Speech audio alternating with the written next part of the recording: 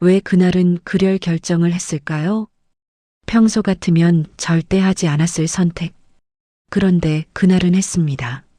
나중에 생각해보면 이상합니다. 내가 왜 그랬지? 싶습니다. 계약서를 읽지 않고 서명했습니다. 확인하지 않고 돈을 보냈습니다. 의심스러웠는데 믿었습니다. 물어보려고 했는데 그냥 넘어갔습니다. 특별히 큰 일이 있었던 것도 아닙니다. 갑자기 욕심이 생긴 것도 아닙니다. 단지 몸과 마음의 상태가 평소와 달랐을 뿐입니다. 이건 지능의 문제가 아닙니다. 경험의 문제도 아닙니다. 컨디션의 문제입니다. 판단력은 머리로 작동하는 것 같지만 실제로는 몸 상태에 따라 움직입니다. 피곤하면 판단이 흐려집니다. 아프면 기준이 낮아집니다. 외로우면 경계심이 약해집니다. 그리고 노년에는 이 컨디션이 더 자주, 더 크게 흔들립니다. 오늘은 판단이 흐려지는 의외의 순간들을 정확히 파악하고 그 순간을 알아보는 구체적 방법을 알아봅니다. 여기는 노후 생활 설명서입니다. 오늘 영상의 핵심 문장. 컨디션이 나쁜 날에는 어떤 결정도 하지 않는다. 이 기준 하나만 지켜도 후회할 선택의 절반 이상을 피할 수 있습니다. 그러나 대부분의 사람은 중요할수록 지금 해야 한다고 착각합니다. 지금 결정 안 하면 기회를 놓친다. 오늘 안 하면 조건이 달라진다. 미루면 더 복잡해진다. 이런 생각이 드는 날일수록 실제로는 결정을 미뤄야 하는 날입니다. 왜 컨디션이 중요한가? 뇌과학 연구에 따르면 피로한 상태에서는 전두엽 활동이 30% 이상 감소합니다. 전두엽은 판단, 계획, 억제를 담당하는 영역입니다. 이 기능이 떨어지면 세 가지가 일어납니다. 첫째, 장기적 결과를 계산하지 못합니다. 나중에 어떻게 될까를 생각하지 못하고 지금 어떤가만 봅니다. 둘째, 위험 신호를 놓칩니다. 평소 같으면 이상하게 느꼈을 말을 그냥 넘어갑니다. 셋째, 충동을 억제하지 못합니다. 일단 해야겠다는 생각이 들면 멈추지 못합니다. 이 상태에서 내린 결정은 본인의 판단이 아닙니다. 컨디션이 내린 판단입니다. 노년에 더 위험한 이유. 젊을 때는 컨디션이 나쁘면 다음날 회복됩니다. 하루 자면 괜찮아집니다. 그래서 오늘 컨디션이 안 좋네라고 느끼고 결정을 미룰 수 있습니다. 하지만 노년에는 컨디션 저하가 더 오래 지속됩니다. 며칠, 일주일 때로는 몇 주 동안 비슷한 상태가 이어집니다. 그러면 이렇게 생각합니다. 이게 내 기본 상태구나. 이 정도로도 결정할 수 있어야지. 아닙니다. 컨디션이 나쁜 상태가 길어졌을 뿐 그게 정상은 아닙니다. 그 상태에서 중요한 결정을 하면 안 됩니다. 실제 기준. 그렇다면 언제가 컨디션이 나쁜 날일까요? 5가지 신호가 있습니다. 하나, 몸이 불편합니다. 통증, 어지럼, 소화 불량, 수면 부족. 어떤 형태든 몸에 문제가 있으면 판단력이 떨어집니다. 둘, 약 기운이 있습니다. 약을 먹고 몇 시간 안 지났으면 결정을 미뤄야 합니다.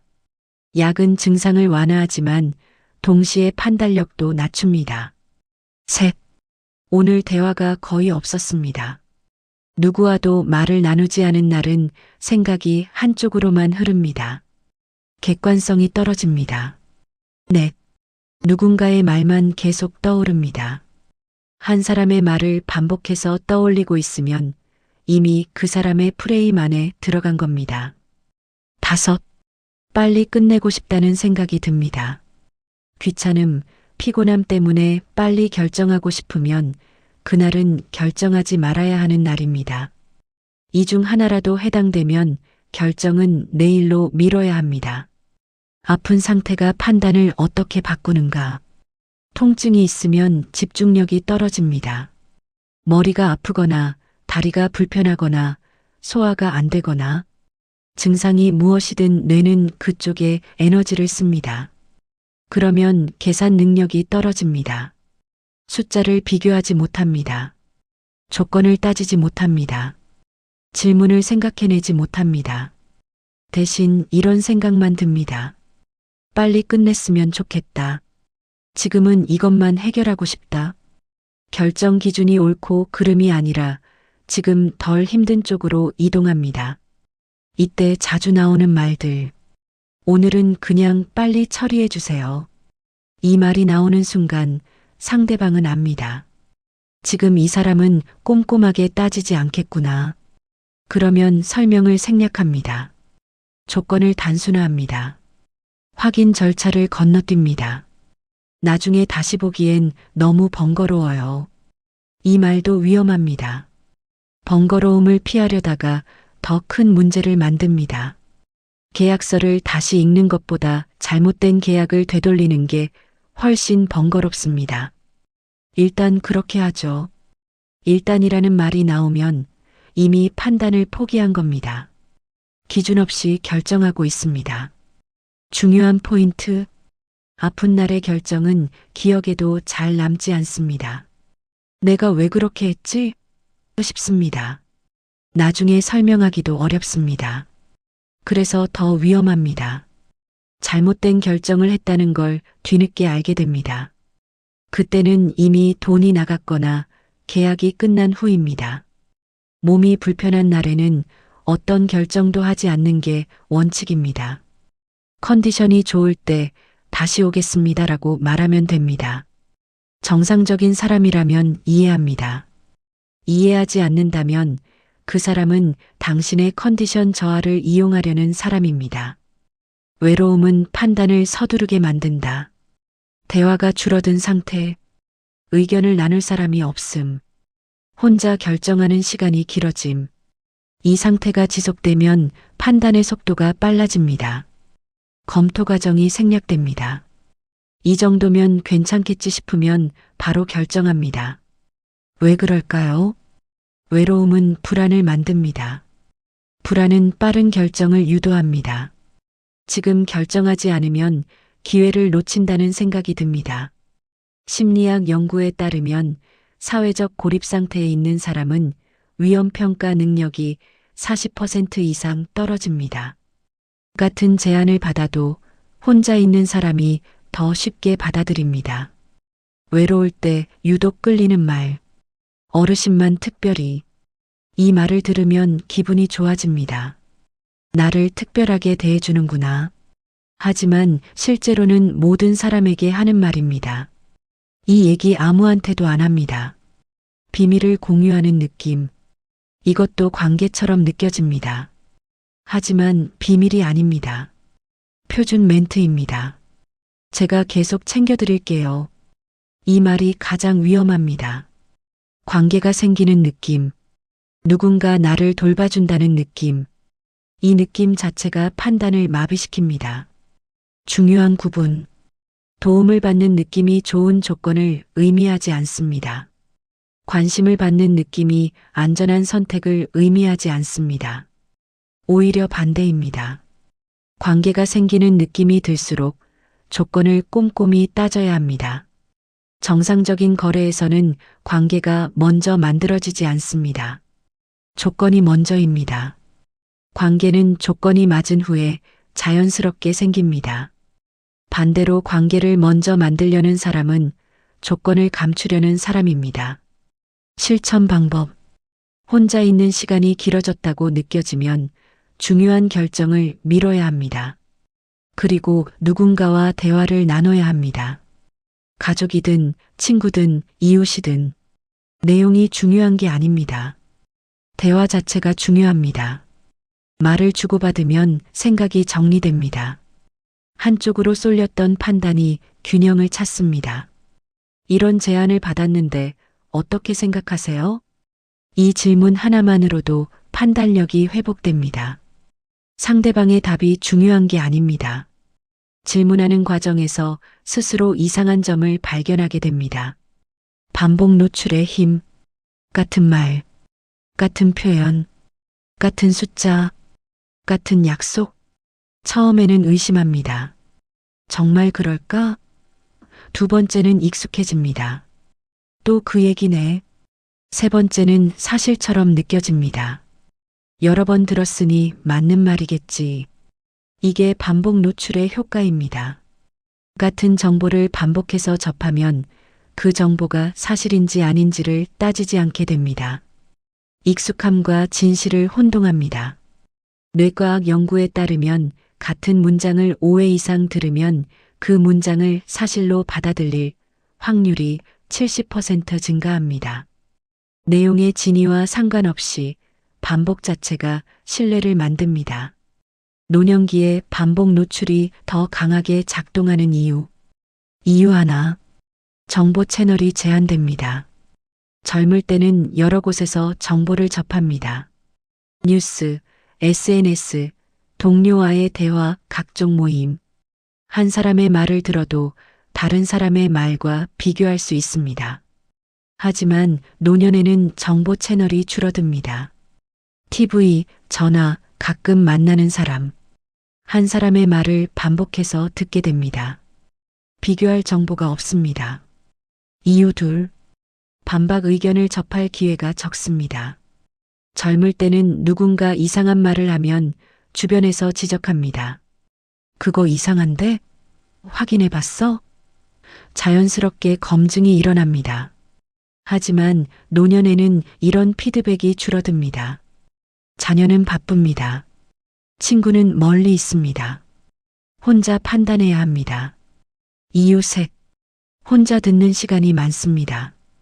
같은 말이라도 여럿이 함께 들으면 의심이 생깁니다. 저 사람 말이 맞나? 서로 눈치를 보고 표정을 살핍니다. 하지만 혼자 들으면 그 말이 전부가 됩니다. 비교 대상이 없습니다. 한 방향의 말이 판단 기준이 됩니다. 이유 넷. 기억이 단순해집니다. 젊을 때는 기억이 복잡합니다. 저 사람이 저번엔 이렇게 말했는데 이번엔 다르게 말하네. 변화를 감지합니다. 하지만 나이가 들면 기억이 단순해집니다. 핵심만 남습니다. 저 사람은 항상 이렇게 말해. 일관성이 있는 것처럼 느껴집니다. 이유 다섯. 확인 비용이 큽니다. 젊을 때는 의심이 들면 바로 검색합니다. 전화를 걸어 확인합니다. 시간도 적게 걸리고 노력도 적게 듭니다. 하지만 노년에는 확인하는 게 번거롭습니다. 인터넷 검색이 어렵습니다. 전화를 걸어도 연결이 안 됩니다. 그러면 확인을 포기합니다. 아마 맞겠지. 이때 흔한 착각. 여러 번 들었으니까 검증된 말일 것. 아닙니다. 반복은 검증이 아닙니다.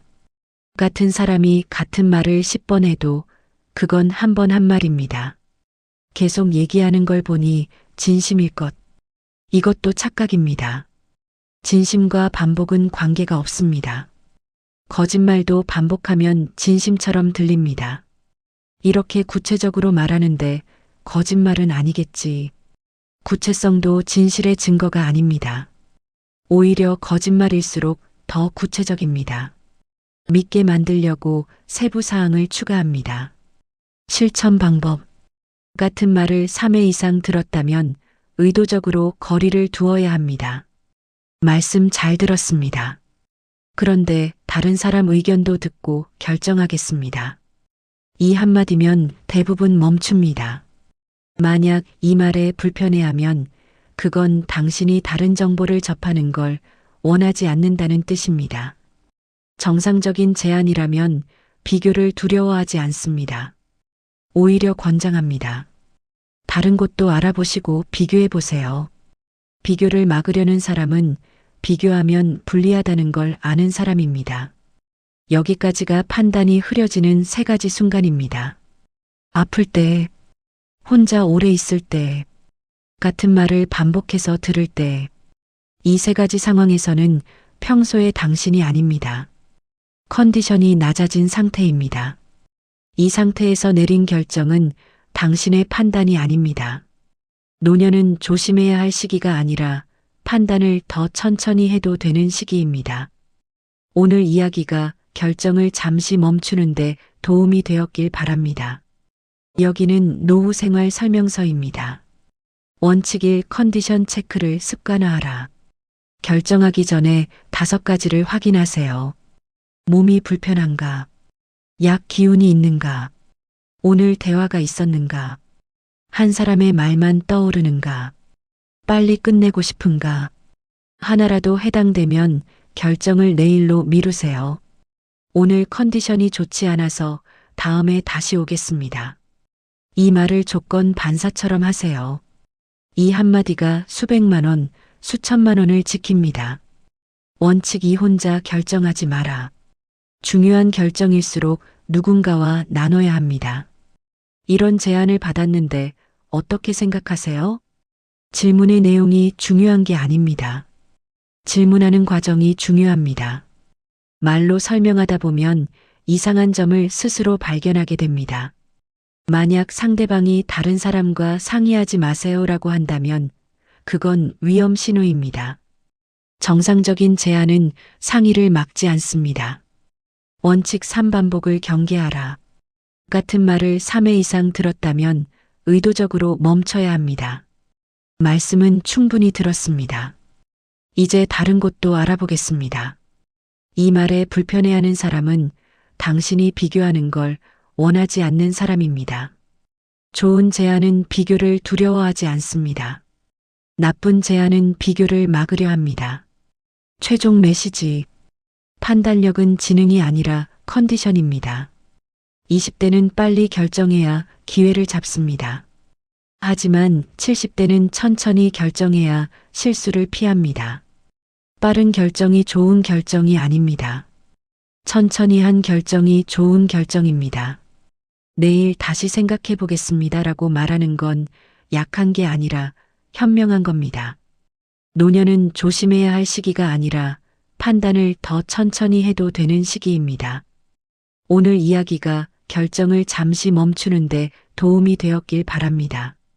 여기는 노후 생활 설명서입니다. 다음 이야기에서는 괜찮습니다. 됐습니다. 필요 없습니다. 이 말들 생각보다 어렵지 않으십니까? 누군가 권유하면 거절해야 하는데 말이 잘 안 나옵니다. 나중에 생각해 볼게요라고 돌려 말하면 상대방은 계속 연락합니다. 왜 노년에는 거절이 더 어려워질까요? 그리고 거절을 연습해야 하는 이유는 무엇일까요? 다음 편에서는 거절하는 구체적 방법과 거절 후 관계를 지키는 전략에 대해 알아봅니다. 여기는 노후 생활 설명서입니다.